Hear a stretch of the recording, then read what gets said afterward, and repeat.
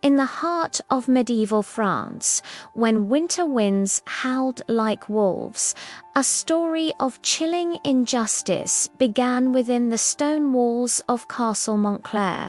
Lady Eleonore de Vauvain, once the pride of the court, knelt in the chapel. Her golden hair glowed in the candlelight, a stark contrast to the darkness gathering around her. She was known for her grace, her mind, and her unwavering loyalty to her husband, Lord Gilbert. But that night, the chapel bells tolled not for prayer, but for judgment. A vicious rumor had taken root, spreading like a plague through the castle. Whispers claimed Lady Eleanor was seen in the moonlight with another knight. Suddenly, her world began to crumble. Her servants fell silent, her maids disappeared, and the guards avoided her gaze. In an era where a woman's honor was judged by gossip and her silence was taken as guilt, her fate was sealed before she could even speak a word of defense. Dragged before the Lord's Council, she faced her husband, seated high above her. His face was a pale, cold mask, devoid of emotion. A priest held a scroll, his voice echoing through the chamber as he read the formal accusation of adultery and betrayal. Eleonore de Vervain, he declared, you stand accused of dishonoring your husband, your name, and God himself. I am innocent, she whispered, her voice trembling but firm. My soul has never strayed, but in the cold eyes of the court, her words were lost unheard. In those dark centuries, truth was not sought through evidence, but through cruel superstition. Innocence had to be proven through suffering, a twisted logic that claimed God would protect the pure from pain. Eleanor was stripped of her titles and brought to the great hall for the trial of fire. Glowing iron rods, heated until they were cherry red, lay waiting. The crowd watched, a mix of fear and morbid fascination in their eyes.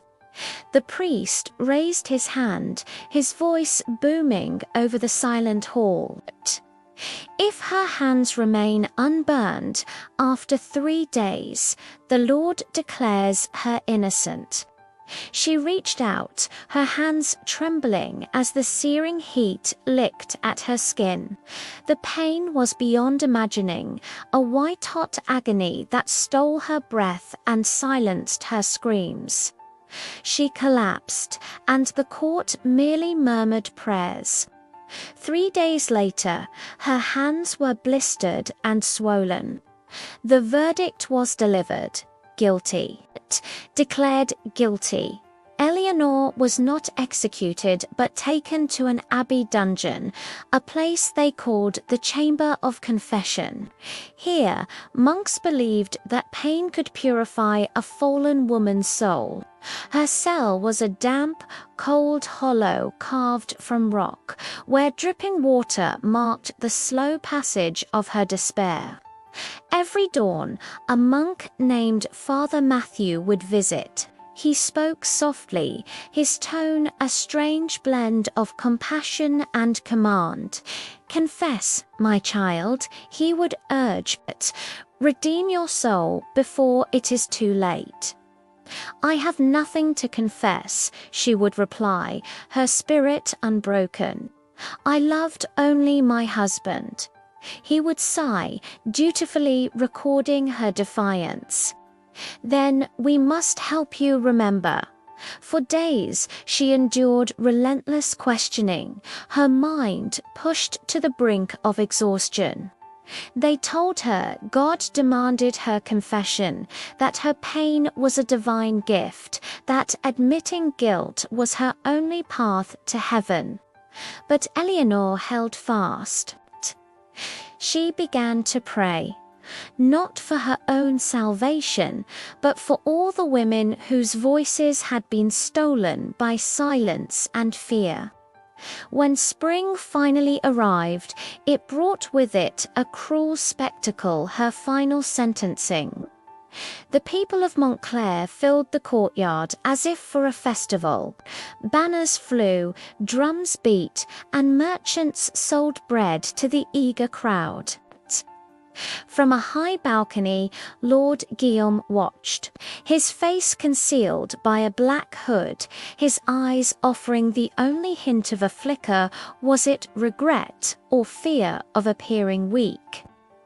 Eleonore was led out in a simple white gown, a symbol of purity now twisted into a bitter irony. Her wrists were bound, but her gaze was unwavering. A herald bellowed, "By order of the Church and the Crown, the Lady of Montclair shall suffer the punishment for her sins, not as vengeance, but as a warning to all." She looked at her husband one last time, and her voice rang out, clear and calm, across the stunned courtyard. "May the truth burn brighter than your torches." An unsettling silence fell over the crowd. Even the executioner hesitated. That night, the castle bells rang once more, but this time something had shifted.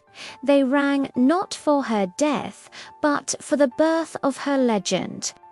In the days that followed, songs began to circulate among the common folk. They whispered that Lady Eleonore was not a sinner, but a martyr woman destroyed by men who feared her courage. Years passed, and the story of Eleonore de Vervain blossomed into legend. Travelers who passed the crumbling ruins of Castle Montclair spoke of a strange phenomenon. In the spring, where her dungeon cell once stood, pure white roses would bloom. The local villagers believed they were her tears transformed into petals, a symbol of defiance, purity, and a spirit that could not be broken. Her story became a secret prayer whispered among women. They would place a single white rose on their windowsills and whisper, "For Eleanor, who did not bow." Even the Church, centuries later, attempted to erase her from history, to scrub her name from its records. But some scribes, moved by her story, refused to let her be forgotten. In the hidden margins of holy texts, they secretly recorded her tale, calling her Sancta Eleonora, the Silent Saint. As for Lord Guillaume, he died old, wealthy, but utterly alone. His great castle fell to ruin, and his descendants carried the weight of a different kind of curse, not of death, but of remembrance. Every daughter born into his line was named Eleonore, as if fate itself refused to let the world forget. Today, historians still debate the reality of Lady Eleonore. Was she a real woman, one of thousands whose stories were erased by the powerful men who wrote the laws? Or was she a myth, a symbol created to either warn or inspire?